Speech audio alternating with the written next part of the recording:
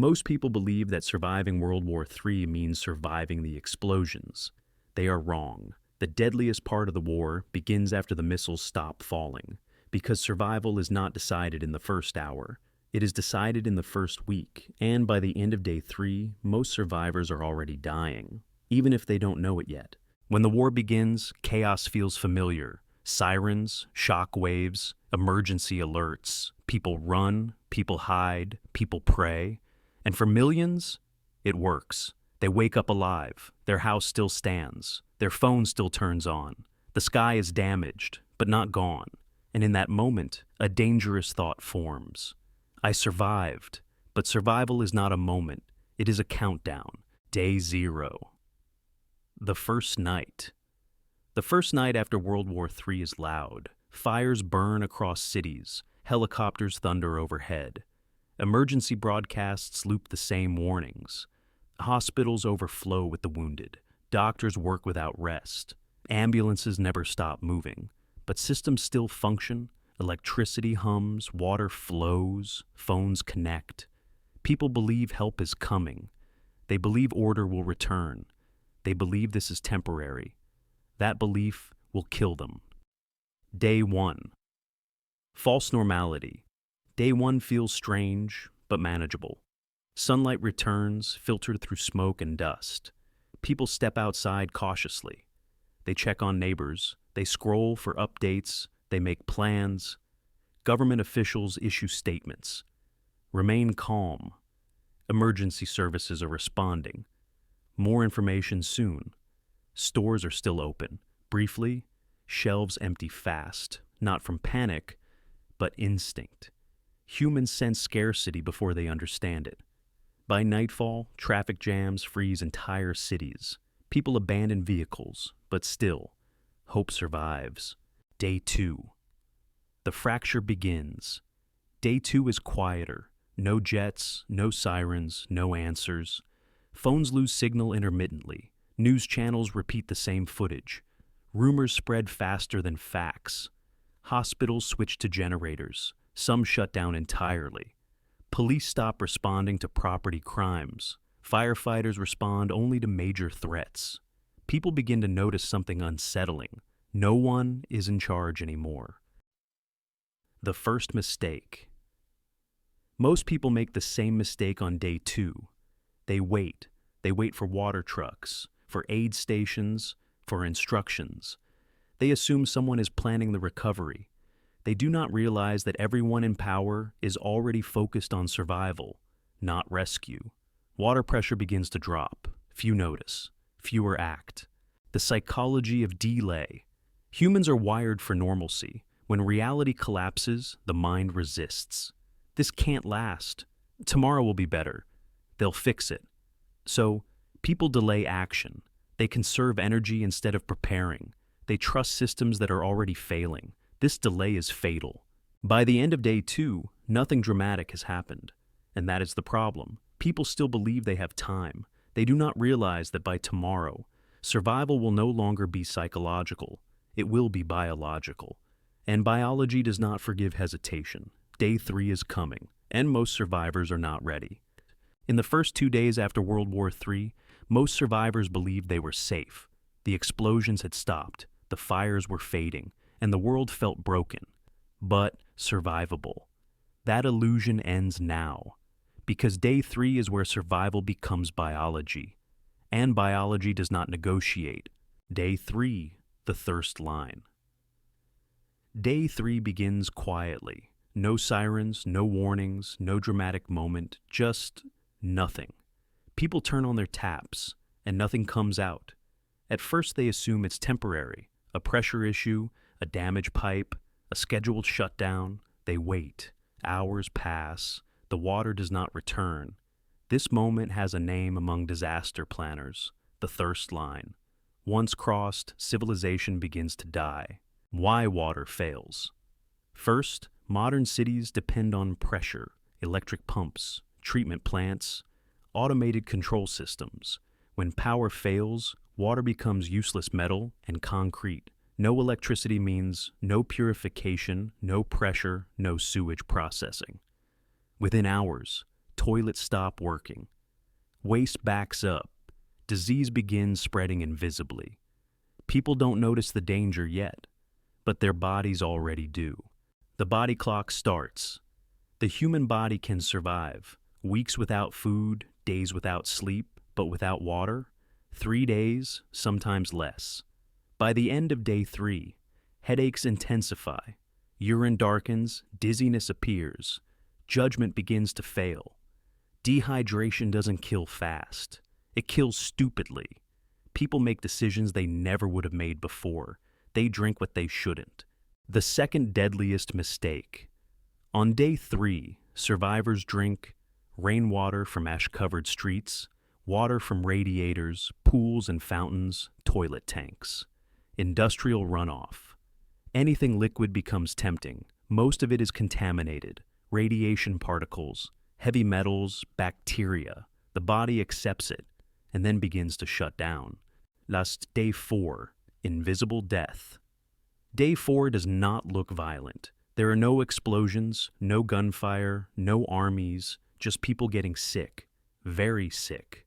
Diarrhea begins, vomiting follows, fever spikes, dehydration accelerates.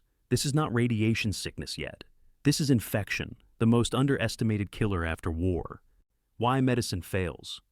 By day 4, pharmacies are looted, hospitals have no power, antibiotics are gone, even minor wounds become lethal, a cut from broken glass, a blister from walking, a scrape on dirty concrete.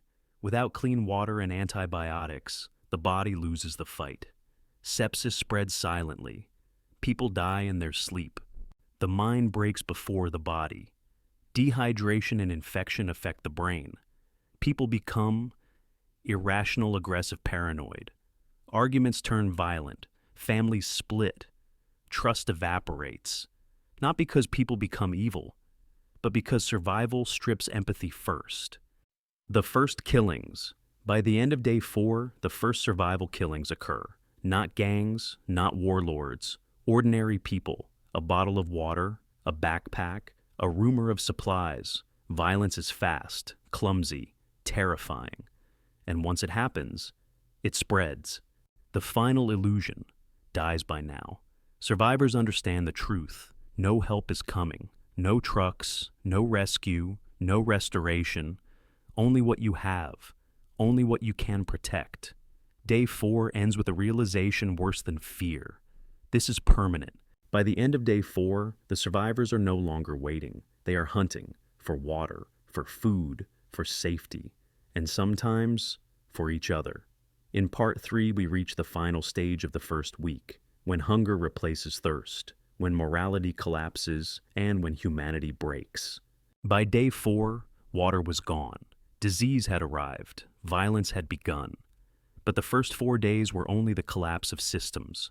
Days 5 through 7 are the collapse of people. This is the point where survival stops being about resources and becomes about choices. Day 5, hunger takes control. Hunger does not arrive suddenly. It grows. A deep, hollow pressure behind the ribs. A weakness in the legs, a fog in the mind. By day 5, stored food is gone. Canned goods are exhausted. Refrigerated food has spoiled. People begin eating things they never imagined. Pet food, bird seed, expired rations. Some eat nothing. What starvation does to the brain. After 72 hours without calories, decision-making collapses, memory fragments, emotional regulation disappears. People become impulsive. Risk feels smaller. Violence feels easier. Hunger rewires morality. The second wave of violence. Unlike day 4, violence on day 5 is not accidental. It is planned. Groups form, not communities, packs. They target the weak, the injured. The isolated food is taken. Water is stolen. Sometimes people are killed even when nothing is found, because fear demands an outlet.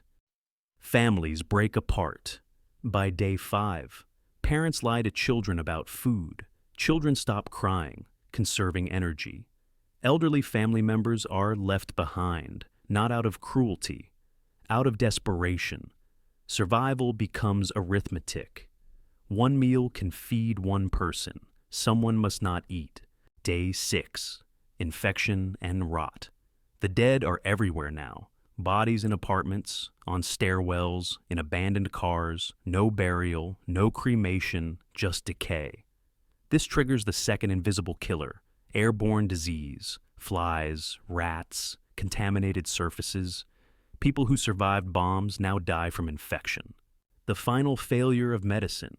By day 6, painkillers are gone, antibiotics are gone, sterile supplies are gone. A tooth infection becomes fatal. A fever becomes a death sentence. The average life expectancy drops to days. The psychological break. On day 6, something changes. People stop talking, not because they are hiding, but because conversation costs energy. Eye contact becomes dangerous. Trust disappears completely. Humans revert to instinct, fight, flee, hide. Day 7. The point of no return. By the 7th day, society is gone, not damaged, not paused, gone. What remains are isolated survivors, small armed groups, empty cities. There is no law, no morality enforced by others, only consequence. The final truth. Most survivors of World War III do not die in explosions. They die from dehydration, from infection, from hunger, from other humans. And they die quietly, in basements, in stairwells, in locked rooms, unnoticed. The few who survive. The tiny fraction that survives the first week share traits. They avoided cities early. They rationed aggressively. They avoided conflict. They stayed invisible, not strong, not violent, invisible. The cost of survival. Surviving the first week does not mean winning. It means carrying memory, the sounds, the choices, the faces. Survivors are not heroes. They are witnesses. 7 days after the war began, the world is unrecognizable. Governments are silent. Cities are empty. Humanity is fractured, but the war is not over, because the next phase is not about survival. It is about what kind of world replaces the old one, and whether humanity deserves it.